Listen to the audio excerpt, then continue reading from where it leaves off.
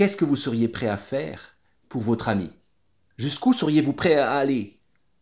Changer de programme, mettre la main à la poche, prendre des risques, vous laisser bousculer sans doute, et je suis sûr que vous avez tous des anecdotes concrètes de votre propre vie d'amitié. Mais on serait presque forcé avec le texte d'aujourd'hui à nous poser la question inverse. En tant qu'ami qui a besoin de quelque chose, qui a besoin de secours et d'aide, qu'est-ce que vous seriez prêt à demander à votre ami? Avec quelle intensité vous seriez prêt à le lui demander?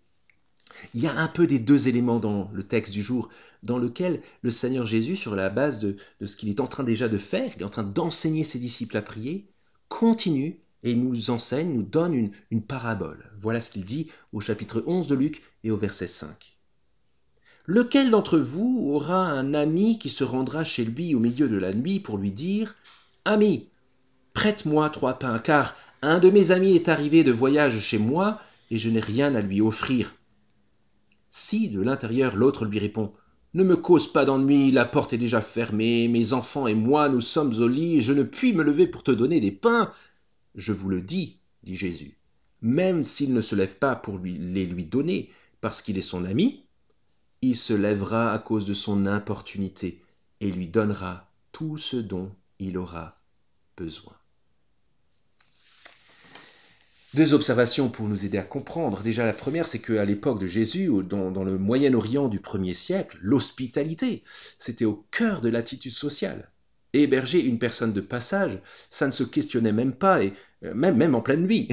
Et combien plus un ami de passage. Alors, ce qui est intéressant, c'est la deuxième observation, c'est que Jésus utilise cet aspect de la culture et nous place d'une certaine manière, selon les deux points de vue, à la place de celui qui est sollicité, mais quand même aussi à la place de celui qui sollicite. Voyons ce qui est demandé au verset 5. Lequel d'entre vous aura un ami qui se rendra chez lui au milieu de la nuit pour lui dire « Ami, prête-moi 3 pains ?» Sans hésiter, il fonce au milieu de la nuit. Et puis de l'autre côté, ce que son ami lui donne. Verset 8, Jésus dit « Même s'il ne se lève pas pour les lui donner parce qu'il est son ami, il se lèvera à cause de son importunité et lui donnera tout ce dont il aura besoin. » En fait, l'intention de Jésus ici, c'est d'abord de continuer à nous enseigner, à enseigner ses disciples à prier. C'est l'intention de Jésus en racontant cette parabole.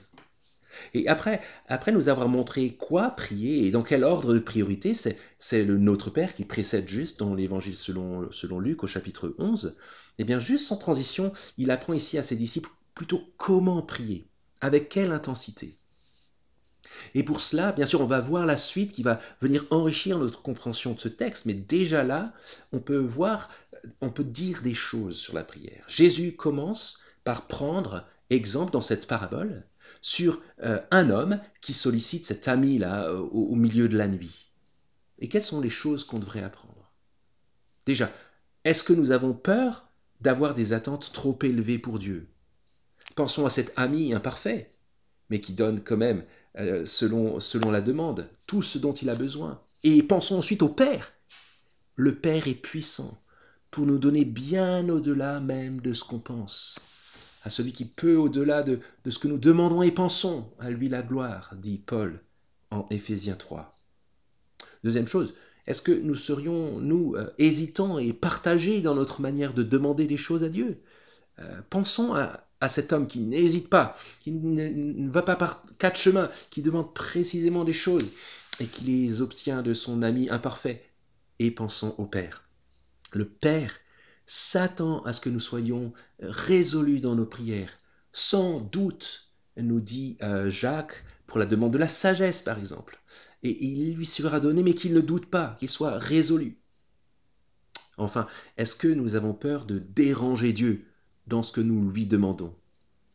Pensons à cet ami imparfait qui va voir son autre ami imparfait au milieu de la nuit et qui n'a pas peur de le déranger parce qu'il est son ami et parce qu'il doit faire honneur à celui qui le visite. Et pensons au Père. Le Père parfait n'est jamais dérangé lorsque ses enfants le prient tout le temps. Alors, d'accord, on pourrait se dire, oui, mais alors est-ce que c'est c'est bon de tout demander? Est-ce que c'est un enseignement où on peut tout demander? Est-ce qu'on ne serait pas en train d'encourager les chrétiens à faire les enfants gâtés, qui demandent tout et n'importe quoi à Dieu, et il devrait le leur donner? Et c'est ça la puissance de la prière. C'est pas le propos de Jésus ici. Et d'une manière générale, c'est pas le propos de la Bible. Le contexte va nous aider à bien comprendre comment mettre en œuvre ces attentes, cette résolution, cette audace dans la prière. Et justement, des attentes élevées, une résolution pleine et entière, une audace d'amis. Pourquoi ne pas reprendre juste le Notre Père qui précède et prier le Père avec une telle attitude?